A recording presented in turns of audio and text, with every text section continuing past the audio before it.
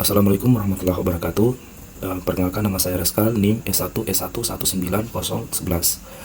Baik, pada video ini saya akan menjelaskan bagaimana cara kita menggunakan MATLAB. Untuk itu, sebelumnya yang pertama kita harus ketahui dulu apa sih MATLAB itu. MATLAB merupakan sebuah singkatan dari matriks laboratori yang pertama kali dikenalkan oleh University of New Mexico dan University of Stanford pada tahun 1970, di mana software ini pertama kali memang digunakan untuk keperluan analisis numerik, aljabar linear, dan teori tentang matriks. Saat ini kemampuan dan fitur yang dimiliki oleh MATLAB sudah jauh lebih lengkap dengan ditambahkan toolbox yang sangat luar biasa. Beberapa manfaat yang dapat digunakan dari MATLAB antara lain yang pertama adalah perhitungan matematika, kemudian adanya komputasi numerik, simulasi dan pemodelan, kemudian adanya visualisasi dan analisis data, kemudian ada pembuatan grafik untuk keperluan sains dan teknik, kemudian ada pengembangan aplikasi misalnya dengan memanfaatkan GUI. MATLAB dapat dipandang sebagai sebuah kalkulator dengan fitur yang lengkap. Kita pernah menggunakan kalkulator dengan fasilitas mini, misalnya hanya terdapat fasilitas pertambahan, pengurangan, perkalian, dan pembagian.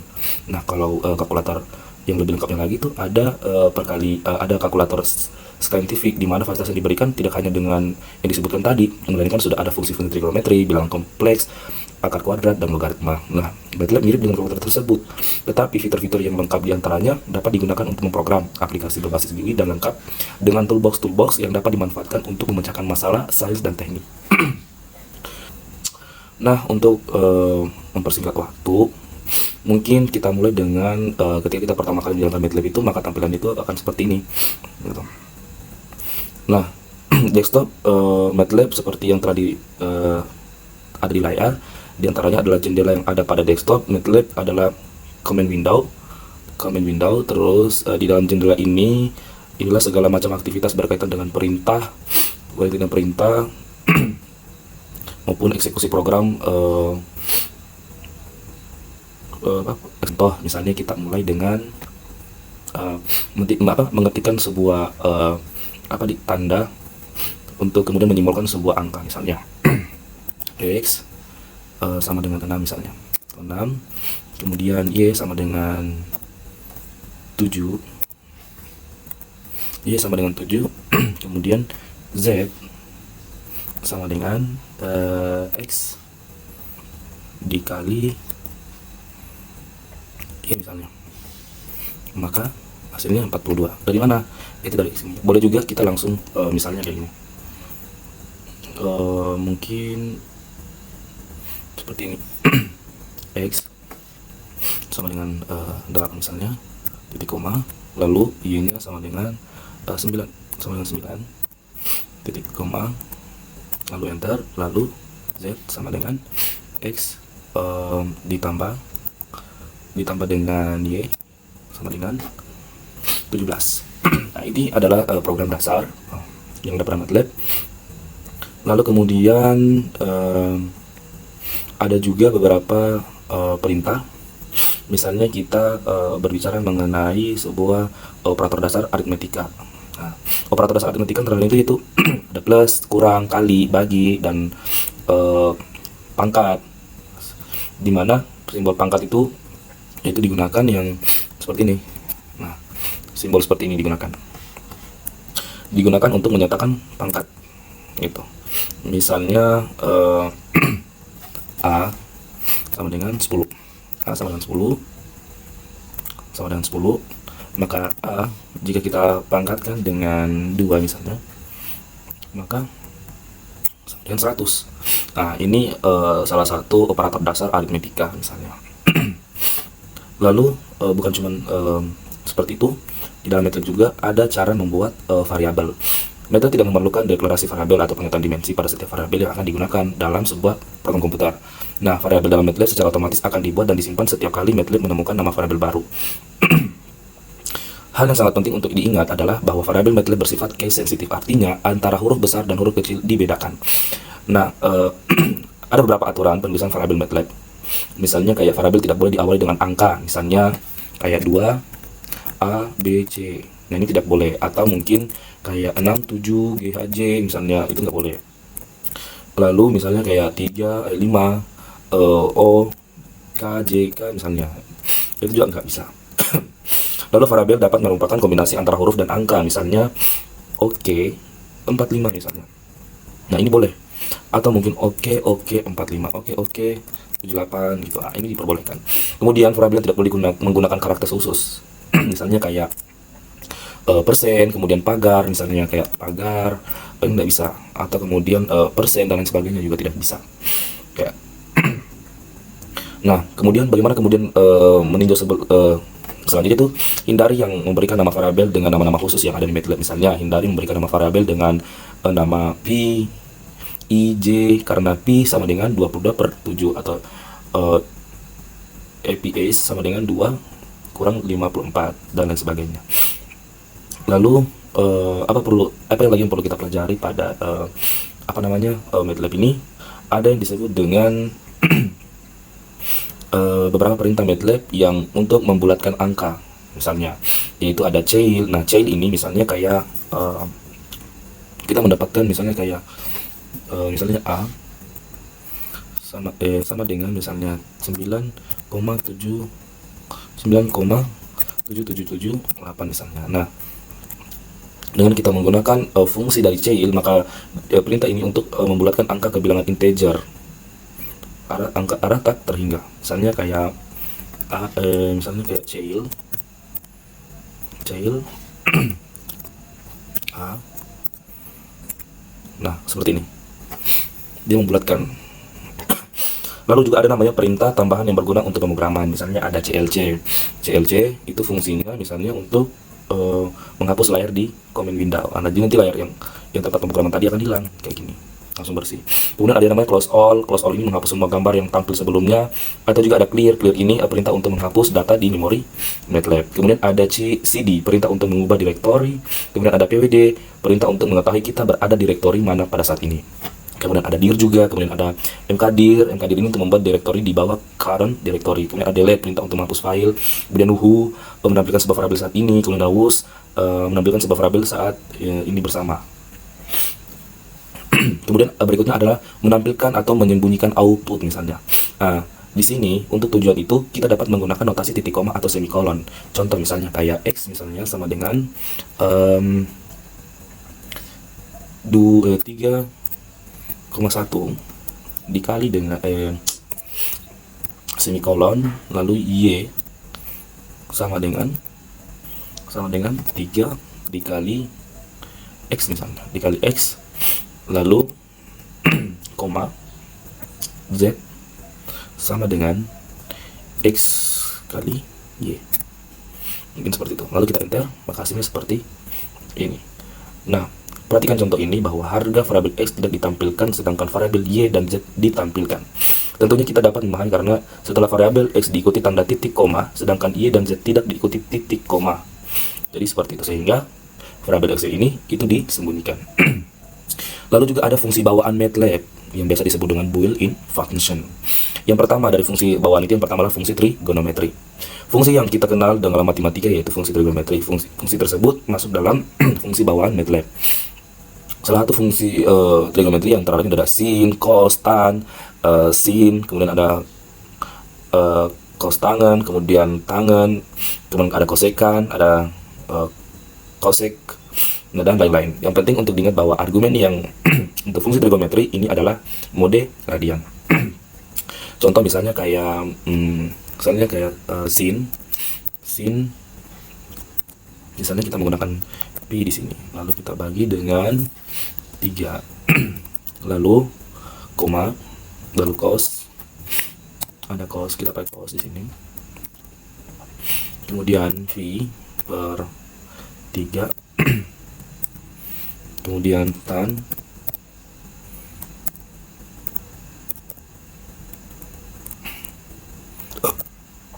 pi per 3. Lalu kita enter. Oh, salah, lupa pada tutup kurung. Nah, yang hebatnya pada penggunaan MATLAB ini adalah ketika kita salah, maka akan disarankan seperti ini. Did you mean? Maksud kita mungkin seperti ini. Cuma mungkin karena kita lupa, maka ini salah satunya. Dia memberikan kita saran yang seperti ini. Mungkin seperti ini maksudnya. Lalu kita enter. Dan hasilnya itu kelihatan seperti ini.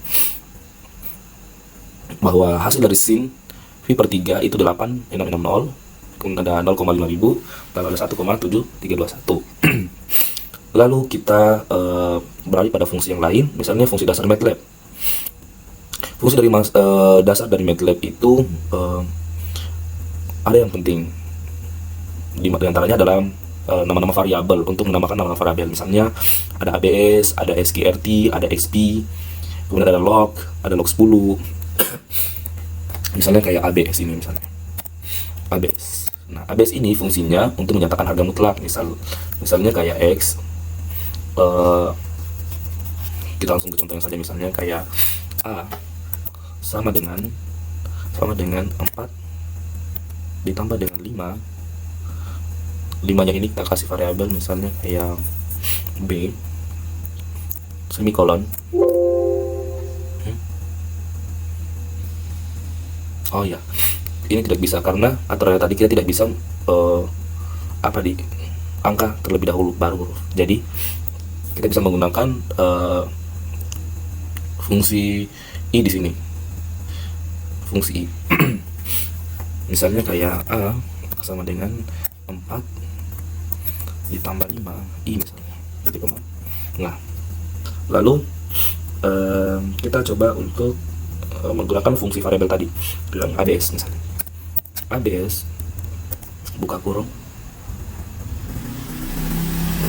A, lalu kita enter. Jadi A nya adalah 6,4031.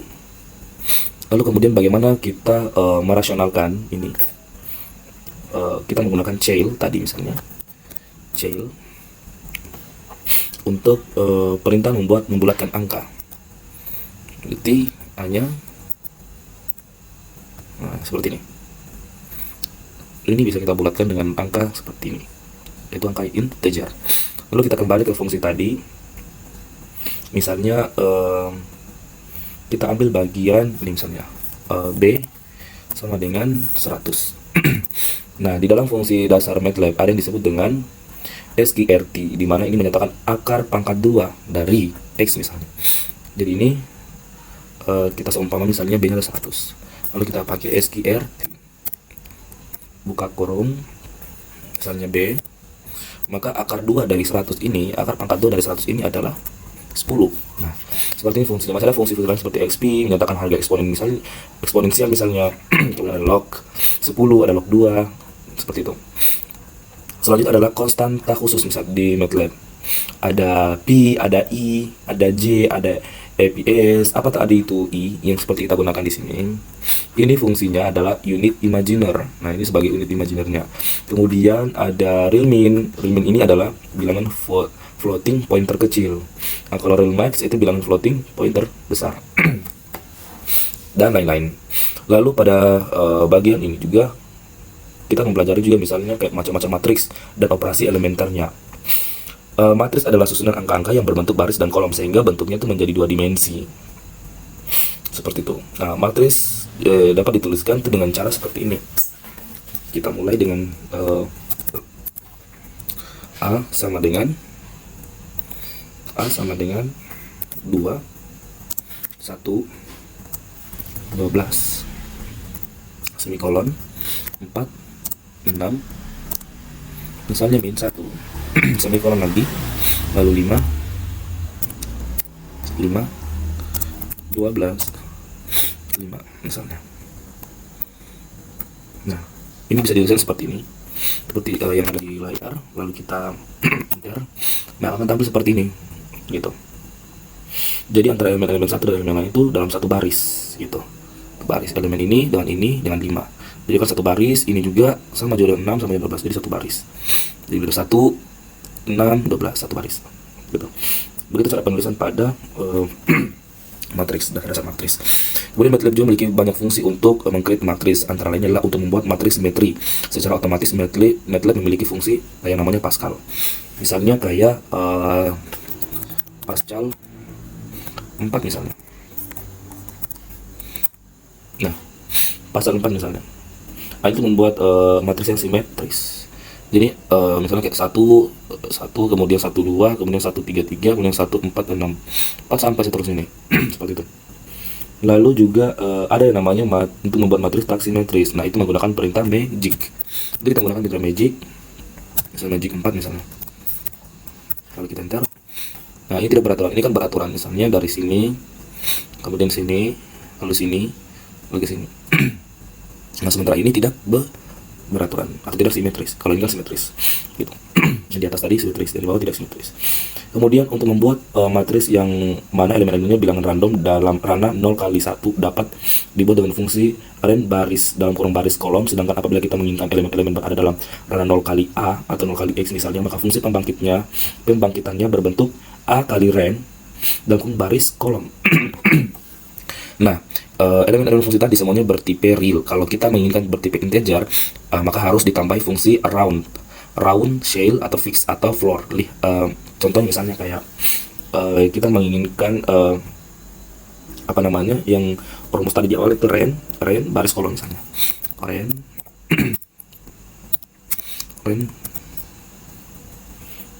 misalnya kayak barisnya 4. Nah, lalu kolomnya itu 3 misalnya. Bentar. Nah, seperti ini. Jadi barisnya ada 4, sementara kolom itu ada 3. Barisnya dari atas ke bawah, sedangkan kolomnya itu dari kanan, dari kiri ke kanan, seperti itu.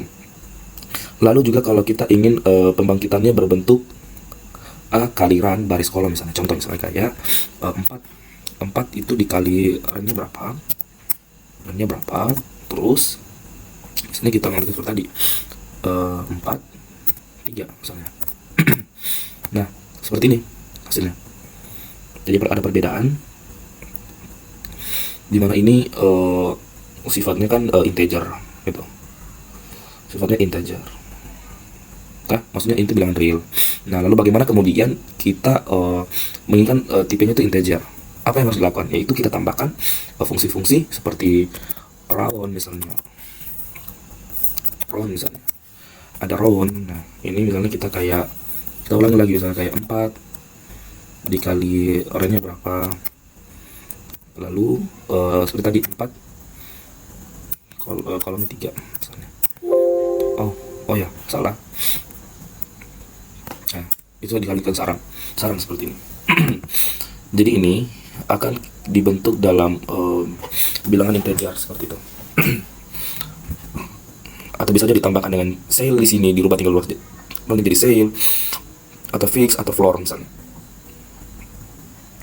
Lalu misalnya menghasilkan vektor baris, misalnya vektor kolom atau sejenisnya. Nah, vektor kolom yaitu bentuk matris dengan orde n kali 1. Vektor baris merupakan bentuk matris orde 1 kali n, sedangkan skalar adalah matris orde x nilai mutlak x. Pernyataan misalnya kayak U misalnya sama dengan 1, 2, 3. Nah, misalnya seperti itu.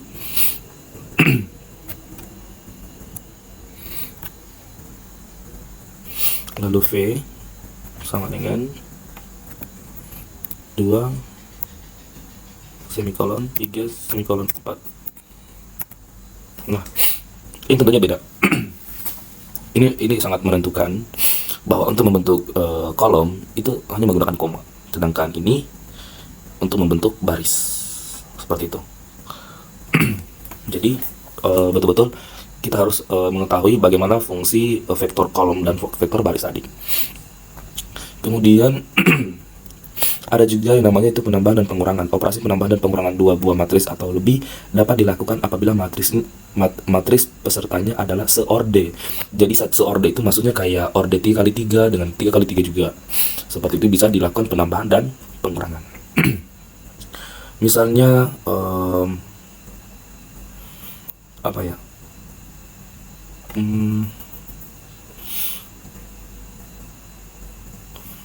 Misalnya kayak X sama dengan pasal 3 misalnya. Nah, lalu Y sama dengan magic 3. Nah, seperti itu.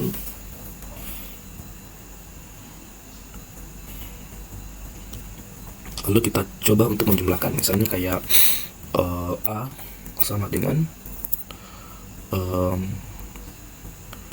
X ditambah Y sama dengan A nya ini. Nah, ini merupakan hasil penjumlahannya seperti itu. Lalu bagaimana dengan pengurangannya? Misalnya pengurangannya yaitu X dikurang Y, seperti ini saja.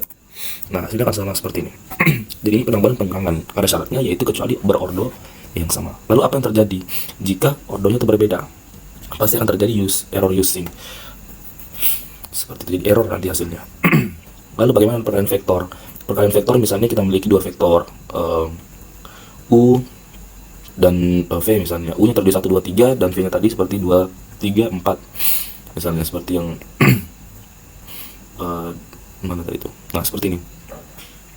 Nah, lalu tinggal dijumlahkan saja, tinggal dikalikan saja, misalnya misalnya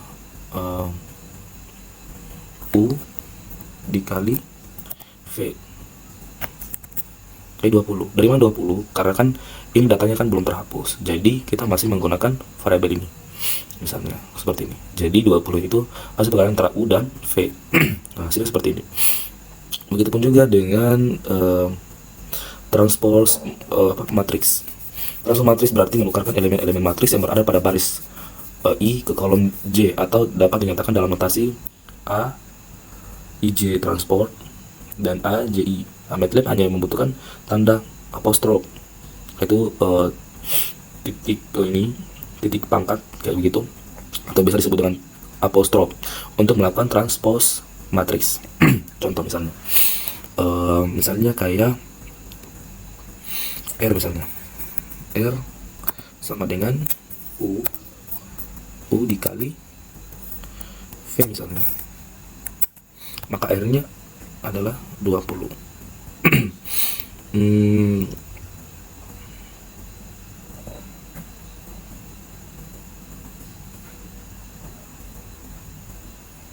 Atau kita balik, misalnya kayak H sama dengan V dikali U. Nah, ini. Lalu bagaimana kita mengtransposnya, yaitu H tanda petik. Nah, ini salah satu cara untuk mentranspose gitu. Jadi yang di atas itu ada di sini, yang di atas ini juga menjadi baris, dan kolom ini menjadi baris. Seperti itu. Dan masih banyak lagi contoh-contoh yang bisa digunakan, namun menurut saya sudah mewakili dari beberapa contoh-contoh yang telah saya paparkan. Mungkin itu dari saya tentang MATLAB. Akhir kata saya ucapkan assalamualaikum warahmatullahi wabarakatuh.